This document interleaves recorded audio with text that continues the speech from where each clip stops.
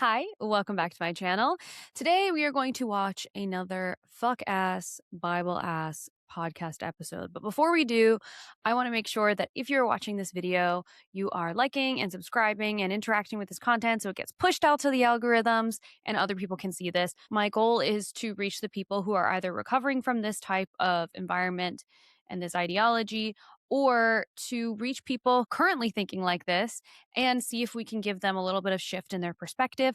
If this is your first time here, I'm a sex educator trained through an ASEC certification program.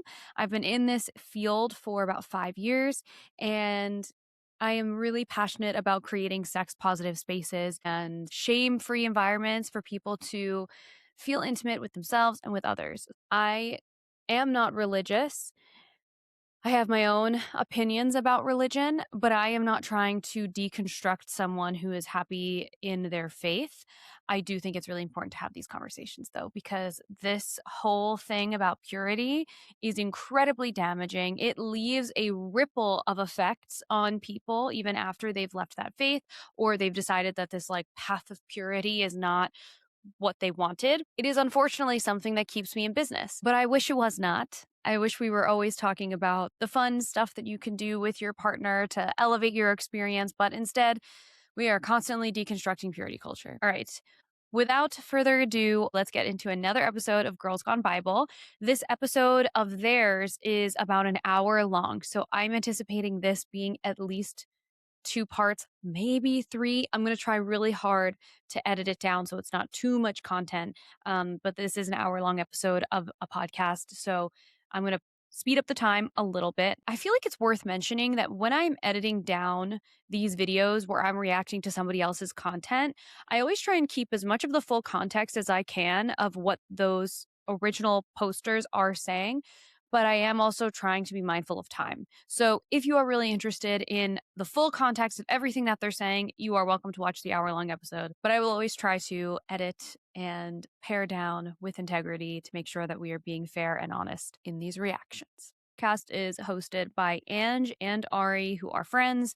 They also lead in ministry worship, I believe, and they have created this like kind of little empire for themselves in this space. So they obviously are very influential. They have almost 1 million subscribers on YouTube. This episode is one of their most watched, if not the most watched on their channel. It's been up for about a year, but I can't imagine that their opinions have changed very much. So anyway, without further ado, let's get into their episode about purity. It looks like they're going to start with a prayer. Lucky us.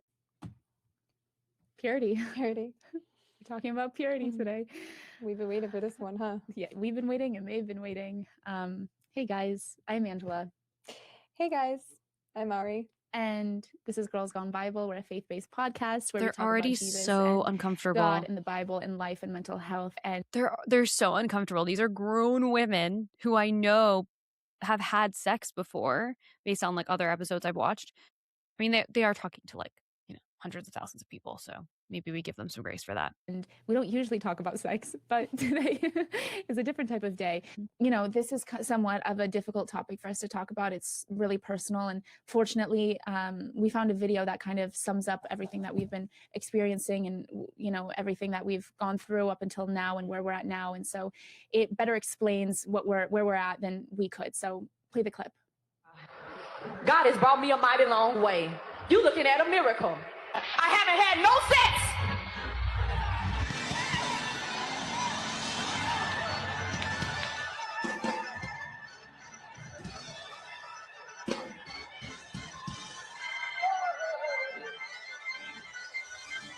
This clip looks old.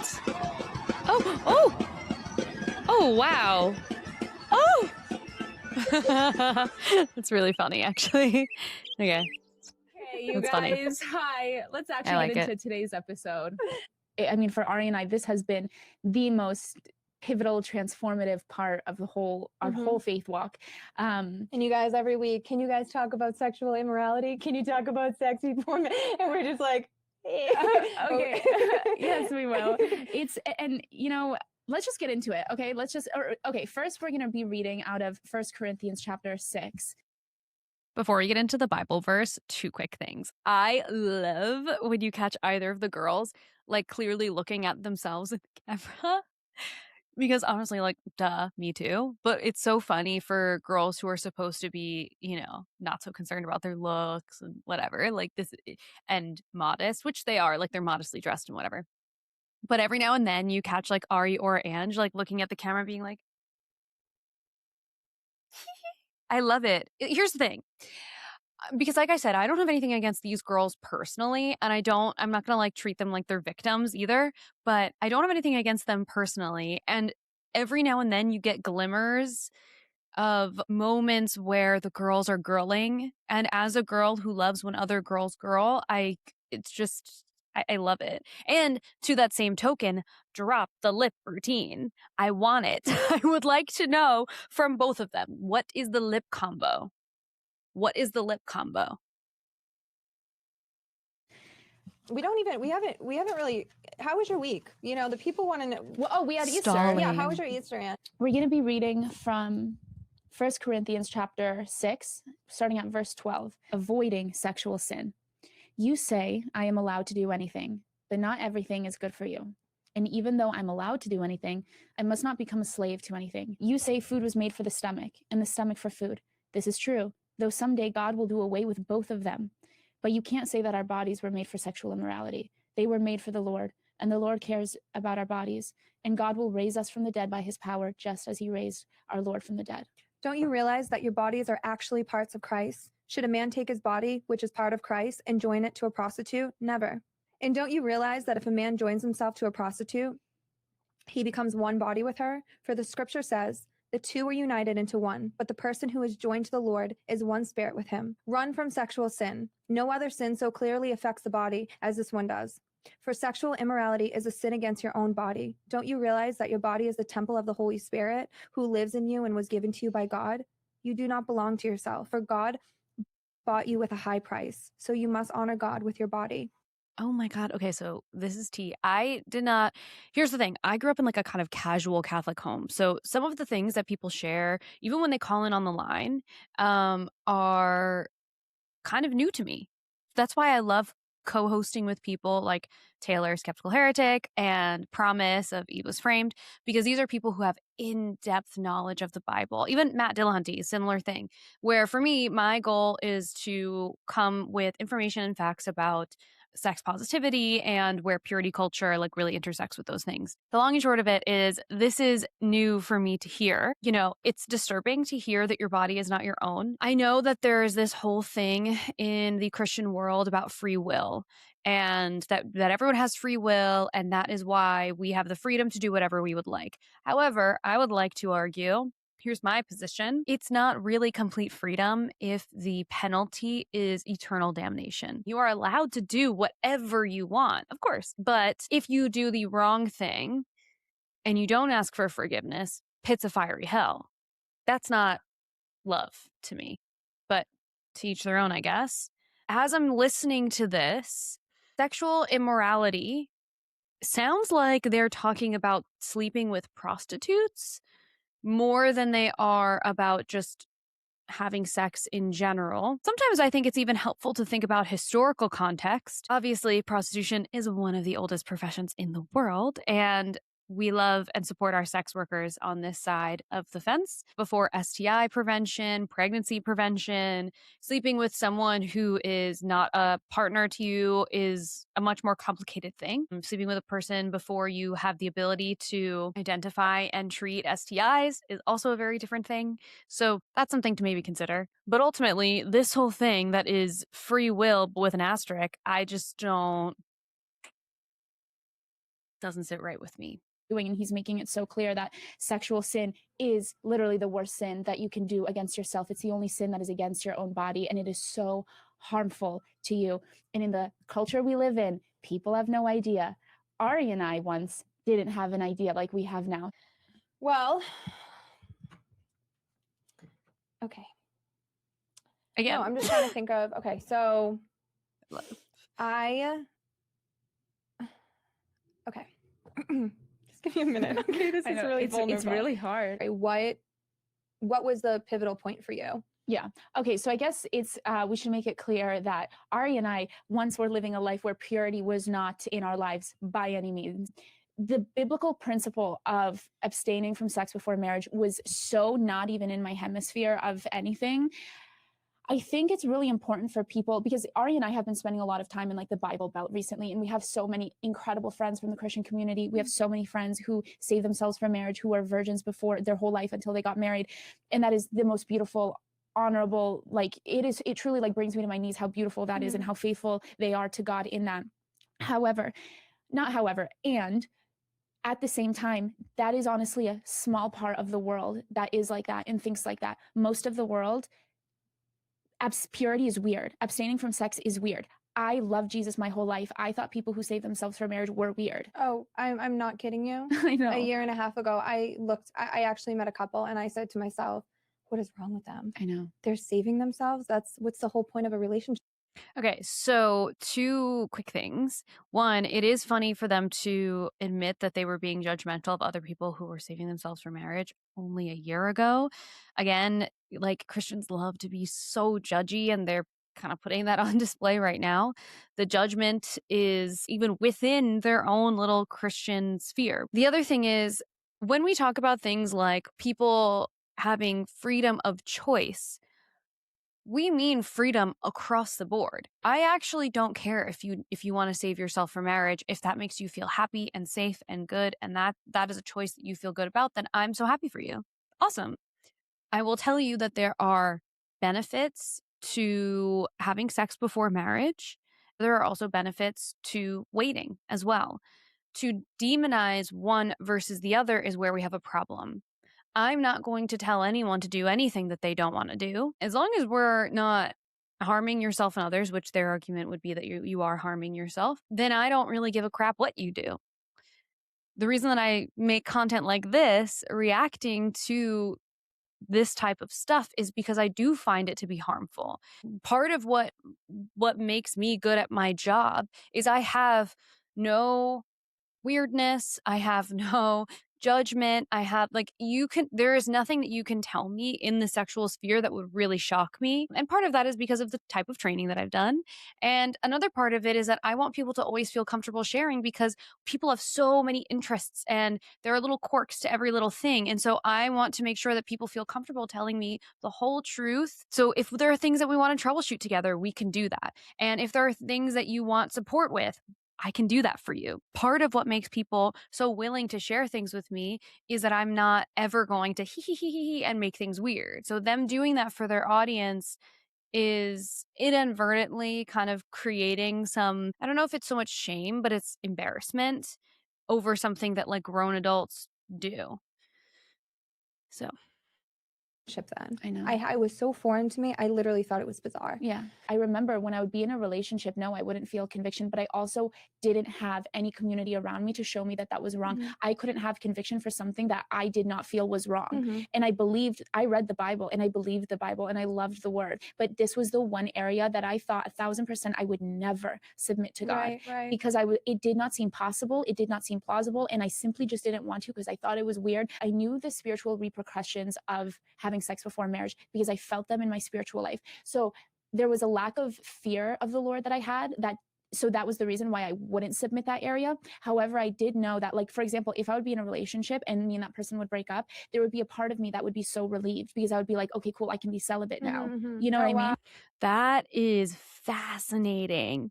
It is so interesting to me that she felt relief afterwards. Purity culture is pervasive enough that ideology affects how we develop our sexual persona. So even in the circumstance where Ange is in a relationship, presumably a loving relationship, and she's having sex with her partner, assuming that the sex that she's having is consensual and safe and fun for her, after the breakup happens, she's feeling relief, like, oh, okay, now I can be celibate. Is that because you felt pressured in the relationship?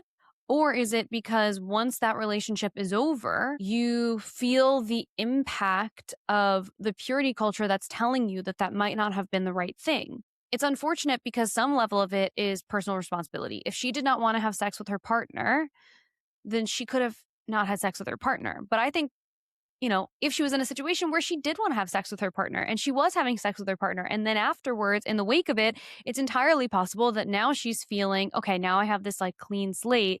And that's just like the purity culture picking at her brain a little bit and saying, you are not pure, you're not doing the right thing, you're dirty, you're wrong, etc. I'm sad for her that she had that experience over and over again and she didn't feel at choice. Whether that's because she felt peer pressured in the relationship, peer pressured from like the secular world, or she felt the effects of purity culture when she was no longer in those relationships. It probably is a blend of both. But I'm sad that she had that experience. Oh, that's interesting. So I knew it was bad for me. Yeah. But I didn't know that it was hurting Jesus. Also, what a crazy way to stop. Okay, just to be clear, this is not spiritual warfare. This has nothing to do with hurting Jesus. This is like purely an internal struggle, and it's like a psychological thing that we're looking at. I'm not going to try and impede on their faith in that way, but like hurting Jesus. Okay. Right. You know what I mean? Yeah. Yeah. I knew it separated me from God. I Yeah. knew these things. In a couple of years that I was like, oh, I know something's not right. I know You this felt doesn't. it. Oh yeah. And then I did start to have conviction, and Yeah. but not conviction like, oh, I feel ashamed. I would be like, I'm anxious. I know that I've opened a door. I know that I've let, demonic oppression in through this area of having sex before marriage. Demonic oppression. And then so Ari and I met basically, and we go on this journey together. And of course, we're still the only Christian friends that we have. And it's like everything in our lives started to change except this one area. And I still wasn't fully convicted when I first started. I know, me neither. What does this mean? It's so weird. I was, but again, I really think it was the lack of the fear of God that I was just like, yes, I know what he says, but he loves me so much that it's okay. And I rack my brain all day trying to figure out how I was so close to Jesus and I was still able to do these things. I also struggle with that. Like he loves us so much, allegedly. And also you can just like go to confession and wipe the slate clean. So I have questions about that as well, Ange. I also am a little confused about this conviction thing. It's this is one of those moments where I did not grow up in a fundamentalist house and I did not grow up with this level of Christianity or faith. And so this like conviction thing is kind of like new language for me. Yeah. Yeah. And then, I mean, I think you should take it over. Yeah. So I really didn't. I think I looked at God as like he was a God of grace and he was a God of love. Yeah. But I didn't know that he was like a father who is a God that we have to fear. And you guys, it just makes like every muscle in me just like, because I just can't. He's like a dad and he's a God that we have to fear. Why do you feel like the only way that people can be loved is through fear? That is such a fear is not love. I was seeing the rapid miracles and changes he was doing in my life and how he had changed my life so quickly because I was being obedient and because I was so I was so submitted to him and because I was constantly running to him and I had this beautiful relationship with him. And I'm watching what he's doing in my life, and I'm doing the right thing, but then I'm going and doing, I was like almost picking and choosing what I wanted to do. Yeah. That's what I was. Dead ass, that's what all Christians do. You all do that. You all pick and choose where you want to draw a line and where you don't. You all pick and choose the parts of this that apply to you and the parts that you think are going to earn your spot in heaven. This is not new. I don't know. It was something that's been a part of my life and my relationship and intimacy with my partner was a way that I found love. Yeah. If I'm being completely vulnerable and honest. So I didn't know that you could just connect to your partner without that. And so I think what really made me say I have to lay this down is fear. Fear of him because I heard him so loudly be like, you follow me or you don't follow me at all. You guys. Okay. So fear tactics. That's what it is. It's a fear tactic. And we talk about this on the line all the time when people call in and they're like, God is love, God is love, God is love. God is fear. He literally scares you into being a follower of his. That's coercion. That's not love. That's a threat. Baby, you're being threatened. You have a gun to your head. And someone's saying, you can do whatever you want. I just might pull the trigger. That's crazy. That's crazy. It makes me nervous for the real life relationships that you're going to have later. I'm scared for what you are going to accept as being love. If you're accepting this as love, that's crazy, Ari. I don't like it. I don't like it at all. The other thing that they keep saying, which this is kind of par for the course, is they keep saying, well, I was in a relationship, so that makes it, it's not like I was just sleeping around. And so what if you were? And so what if you were? I'm going to get this out of the way actually now, because I can't believe it's been this long and I have not said it before, unless you are quite literally a child.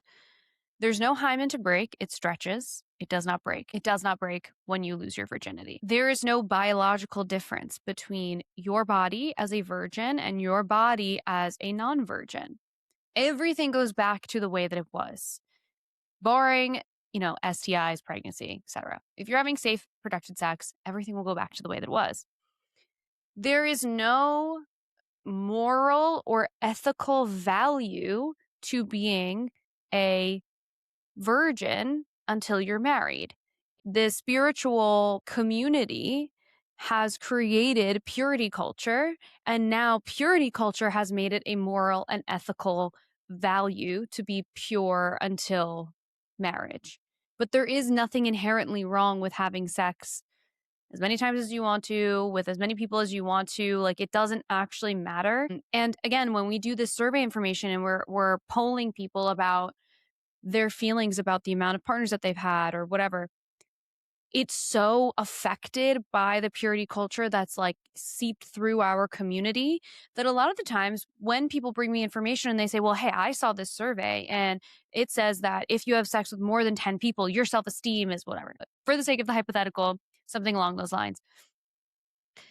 My thought is always, okay, well, where did these people grow up? In what context did they grow up? Because if they grew up in any area where purity culture or religion played a big part in it, that is nurture, not nature. And you have been steeped in this culture and in this ideology that you are bad, you are wrong, this is the wrong choice, etc.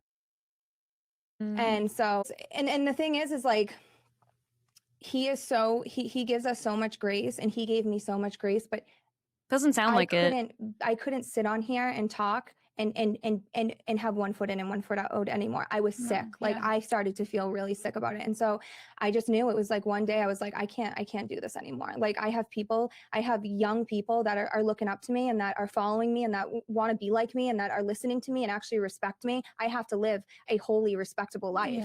And there were moments where I thought to myself, how am I ever going to be able to do this? Just lay all this down. But because I feared him so much, and there's a difference between fearing the Lord and being scared of the Lord. Fearing the Lord means you run to him because you can't do it by your own power. So you run to him and say, Jesus, I can't do this on my own. I need you to fill me up with the Holy Spirit. I need you to take it out of me, take the lust out of me, give me a clean, new, pure heart. And boy, will he. You think that it's impossible. And I'm telling you, the way I live holy and just and clean is so, it's just so, it's not hard. It's not as hard as you think it is. And so that was the day I clean. I hate that language. I hate that language so much. I even hate when people are asking about STIs and they say, are you clean? Stop doing that. It's just so like, you don't even realize even using that language in that context is perpetuating purity culture BS, because you are not dirty by having sex with people. Point blank, period. It's not dirty. Also, the difference between fear and being scared. So when you're scared, you're running away. When you're feeling fear, you're being coerced. And so then you go to your sky daddy and ask for a clean heart. The way that they're talking about this like obedience stuff is, I laid it down. We meet these Christian friends. And so I'm feeling convicted as I was in my relationship and doing it. And then we meet these Christian friends and we're sitting with them. And what did they say? They were like, you can't call yourself a true follower. You can't call yourself a true Christian if you're committing sin and you're having sex when you're not married. And it was like a slap in my face. And I remember sitting there at dinner and I couldn't even hear anything. My whole body went numb. And I was just sitting there being like, how could she? She's sitting there like, who is she to say Yeah, that? you should And she didn't know that we were whatever. Yeah. But you should have had that reaction. That's an incredibly judgmental thing to say. That is so judgmental, and it is not her fucking business. It's not. And I understand that the response that we would likely get in this circumstance is, well, she was looking out for me because this is what God wants and blah, blah, blah. She told you that you were not a believer in your faith because you were not obedient in the way that she sees fit. Fuck you. That's what I would say. But I'm not in his favor, so I don't think you care what I would say. you can't call yourself a true follower of Christ when you're sitting there going to church. I love Jesus. I have this beautiful relationship with Jesus. And then you're going out and you're having sex and you're committing sin. Yeah. That's not a true follower of Christ. 1000%. And that was the moment where I was like, that's it. And I never looked back. That's why it is so important to have godly people in your life and not be surrounding yourself with people of the world. Amen. Worldly people. With people of the world. Ugh. Imagine your faith being so fragile, the thing that you will stake your life on, to use a Jordan Peterson phrase. You stake your life on it. The thing that you would stake your life on because you believe it to be true. What do you mean by believe? Is so fragile that if you are surrounded by people who do not have the same belief as you will commit the worst sin that you could think of. Also, they're talking about sex like it is literally murder. I would imagine that there are far worse sins, like murder, than having sex. But they don't seem to be agreeing with me at this time. People, yeah. Like, while yes, it was difficult in a lot of ways, it was also one of the easiest decisions I've ever made in my life. And I went so long thinking, having the enemy make, talk to me crazy, telling me that this would be just impossible for me. Am I the enemy in this circumstance? Although I don't think it's impossible for people to decide they don't want to have sex. I think that there's like real life influences, but I wonder if I'm considered the enemy. And I'm like telling you this story just so nonchalantly. I'm telling you this story about sin like it's nothing, which is just so crazy to think about now. And you looked at me and you said, not judgmental, not mean, not like truly, she just said it, just she was genuinely curious. She goes, it's so crazy that you're so close to Jesus and you don't feel any conviction for this. And I went, I'll never forget it. like, I don't know if there's any sin that separates you from God more than having sex before marriage does.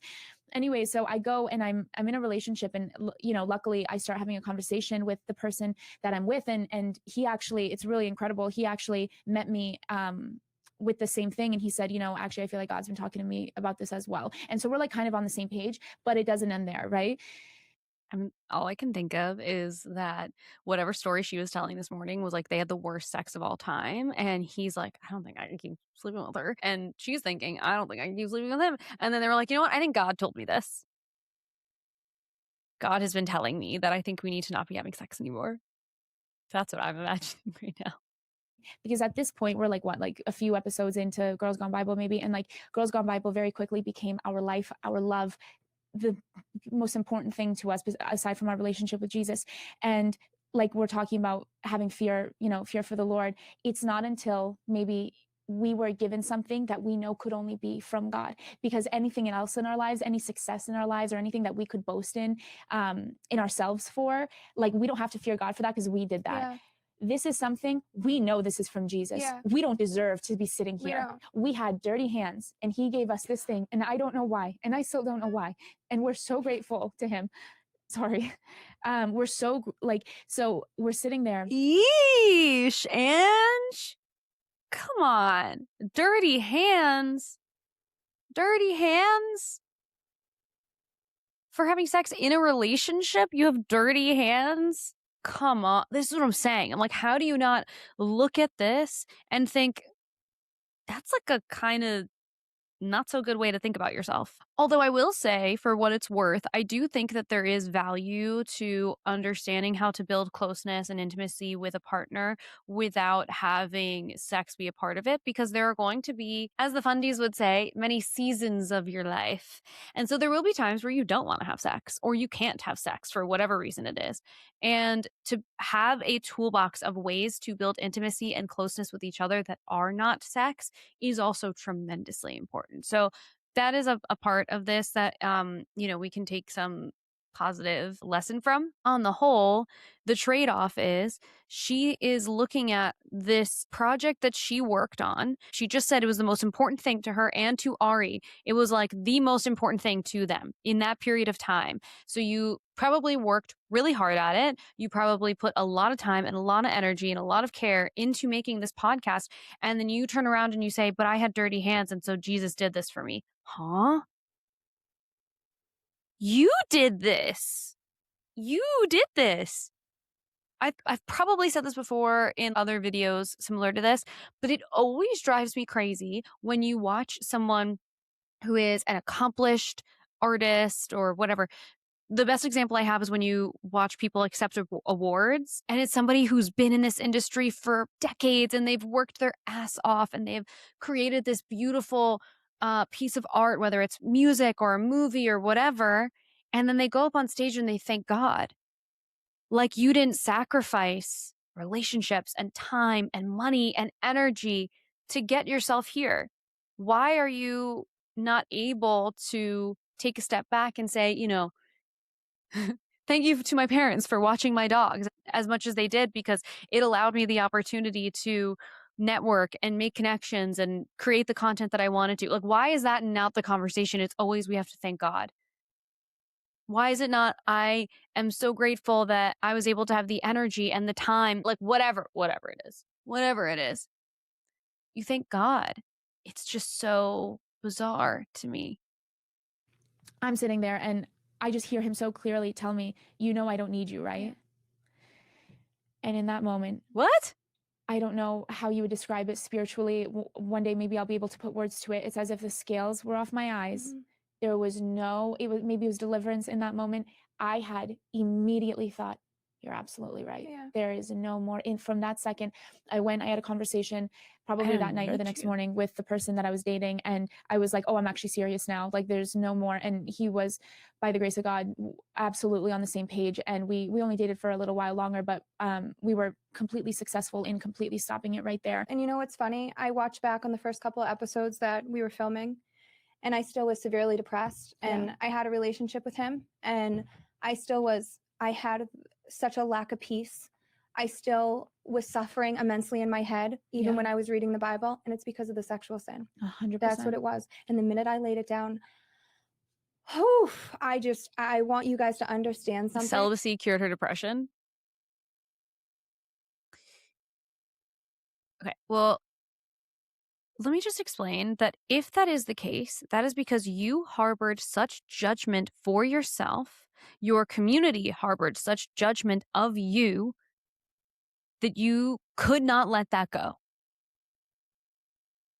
I also don't buy that your depression magically disappeared because you stopped having sex. These are the moments where I always want to be fair to these girls, because I understand that they are the product of their environment. This is a wildly irresponsible and dangerous thing to say. Ooh, that makes me so mad. And I'm trying to just be like chill and calm about it, but that's crazy. The way Angela and I both are now, and just, it's like this, like, pureness and holiness. Yeah. Man, it is unbelievable. There is no anxiety that sits right here. There is no more lack of peace. And it's like, people are wondering, well, I have Jesus and I'm reading the Bible and I'm doing everything right and I'm going to church, but are you going home, and are you still having sex with your boyfriend? Are you still doing, Wow. when you live knowing that God is watching and judging everything you're doing, it changes the way you live. Yeah, of course it fucking does. You literally have someone watching and judging you all day long.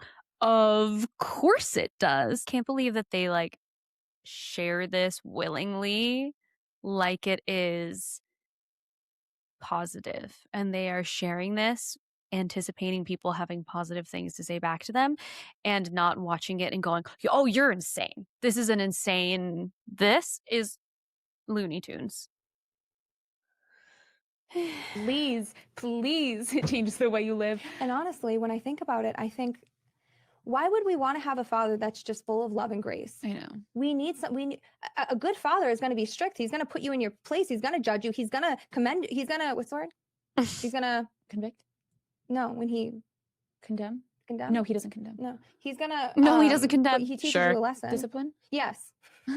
He's going to discipline you and teach you lessons when you don't do the right thing. Yeah. And so he'll give you grace, but when you know better and you still don't do better, you're going to live a very, very dark a life that has no peace in it. Absolutely. Well, just like how you're talking about, I mean, you can literally see in photos and in videos, and you can see in our eyes that there's there's not the same purity that we may have today in our eyes. Like, I think about during.